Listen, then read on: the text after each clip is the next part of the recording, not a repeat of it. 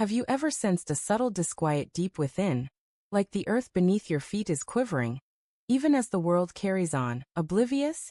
It's a feeling that sneaks in, faint yet unrelenting, murmuring that something is amiss. That's where my tale begins. Not with a sudden jolt, but with a persistent unease that demanded attention. What I'm about to recount isn't merely a story. It's the moment my entire world fractured, exposing realities I never anticipated. For nearly 7 years my partner, let's call her Emma, and I had crafted a life that, to others, appeared solid, an unshakable bedrock. We had a daughter, Mia, who was my heart's core, my reason for rising each day, my light. Our routine had a soothing rhythm, a dependable flow that felt safe. Emma excelled in her marketing career, always on the go, securing contracts and forging networks. I worked remotely, a setup that allowed me to be there for Mia, escorting her to school, fixing her snacks, reading her bedtime stories. I believed I had mastered my role, perfectly balancing our shared existence. For years, Emma would return home by 8, sometimes sooner, and I'd have dinner ready.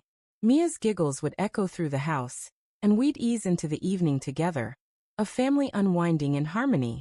But then something changed so slowly it was nearly imperceptible at first. She began sending brief texts, caught in a late client call, or having drinks with the team. Don't wait up. I told myself it was her ambition, her commitment to our future, to Mia's aspirations. We had dreams, savings plans, a vision for our daughter's future. Yet the late nights became more common. 9 turned to 10, then 11.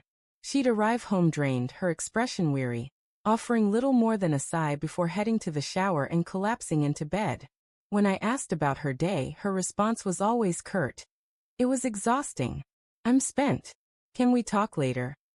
But later never came. She'd leave at dawn, coffee in hand, brushing a quick kiss on Mia's forehead before vanishing. I tried to dismiss it as a demanding phase at work, a passing turbulence. But the disquiet deepened. Her phone, once left casually on the kitchen counter, was now perpetually face down, always muted. She carried it everywhere. The bathroom, the garden, even for a brief step outside. That wasn't the Emma I knew. Late-night messages would ping, and when I inquired, she'd flash a strained smile and say, "Just the office." But her smile had lost its warmth. Her laughter, once open and vibrant, now felt guarded, as if she were performing. I noticed it, of course, but I held my tongue. For Mia, for the life we'd built.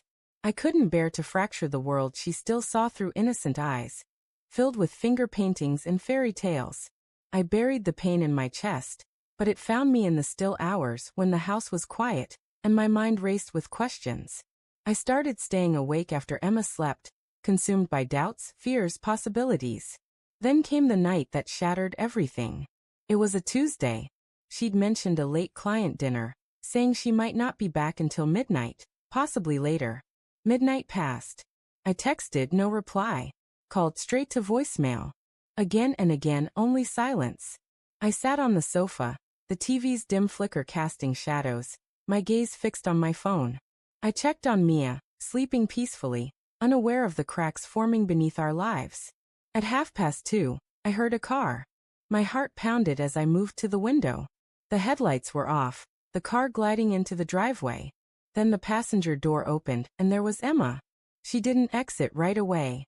She leaned toward the driver, and then she kissed him. Not a fleeting farewell, but a kiss laden with intimacy, the kind that once was mine.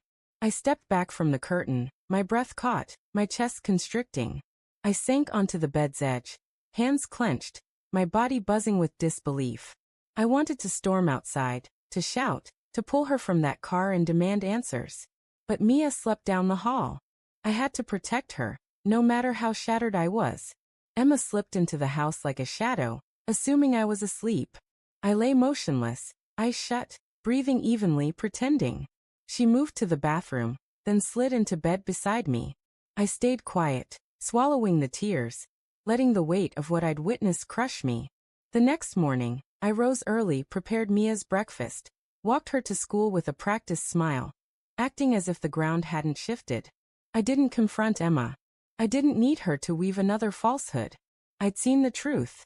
Instead, I quietly contacted a lawyer and filed for divorce that day.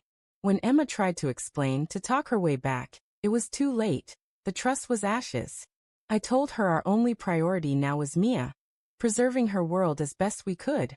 As the weeks unfolded, I moved to the guest room, clung to our routines, and showed up for Mia as always.